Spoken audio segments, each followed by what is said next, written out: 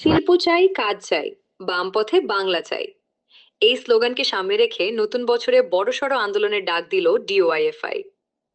আগামী ৭ম জানুয়ারি বীরভূমের বক্রেশ্বর তাপবিদ্যুৎ কেন্দ্র থেকে এই আন্দোলনের সূচনা হতে চলেছে। বুধবার কোচবিহার জেলা সিপিআইএম কার্যালয়ে এক সাংবাদিক বৈঠকে এই কর্মসূচির কথা ঘোষণা করেন ডিওয়াইএফআই এর রাজ্য সম্পাদক ধ্রুবজ্যোতি সাহা।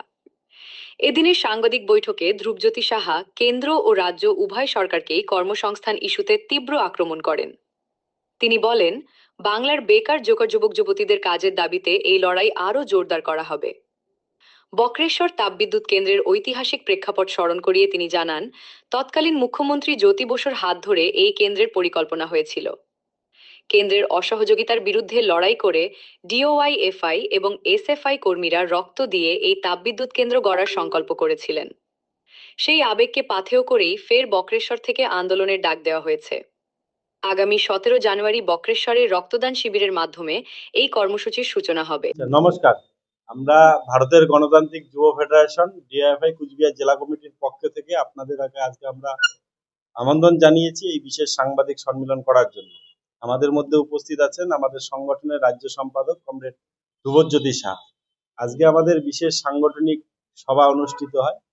সেই সভা থেকে আমাদের জেলার কিছু সমস্যা, সেই সমস্যা নিয়ে আমাদের আগামী দিনের কিছু কর্মসূচি ঠিক হয়েছে। সেই সমস্ত কর্মসূচি নিয়ে আমাদের রাজ্য সম্পাদক আপনাদের সামনে বলবেন। আমাদের মধ্যে আমাদের সম্পাদক মণ্ডলীর সদস্যরাও এখানে উপস্থিত আছেন।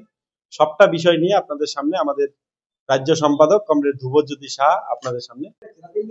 প্রতিটা জেলায় হবে বন্ধ কারখানার গেট, জমি অধিগ্রহণ করা আছে, কারখানা হয়নি, সেই কারখানায় প্রতিটি জেলায় এই কর্মসূচি সংগঠিত হবে। নির্দিষ্ট তারিখ আছে।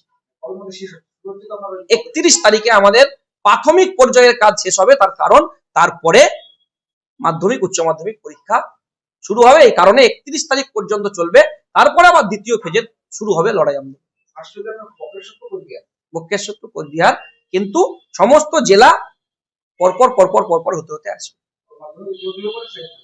৩১ তারিখে আমাদের প্রোগ্রাম আছে, শেষ প্রোগ্রাম।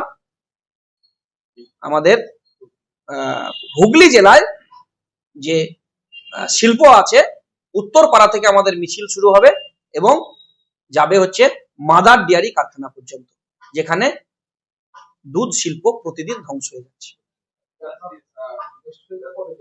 হ্যাঁ, পরে জেলা শুধু কোচবিহার নয়, হুগলি নয়, এই ফেজে মুর্শিদাবাদ আছে, এই ফেজে পূর্ব মেদিনীপুর আছে, এই ফেজে পশ্চিম মেদিনীপুর আছে, পশ্চিম বর্ধমান আছে। ফার্স্ট পেজে ম্যাক্সিমাম জেলাতেই কভার হচ্ছে, শুধু সময়ের অপেক্ষায় উত্তর ২৪ পরগনা জেলা আবার আমাদের ডেট ফাইনাল হয়ে গেছে ২৮ ফেব্রুয়ারি।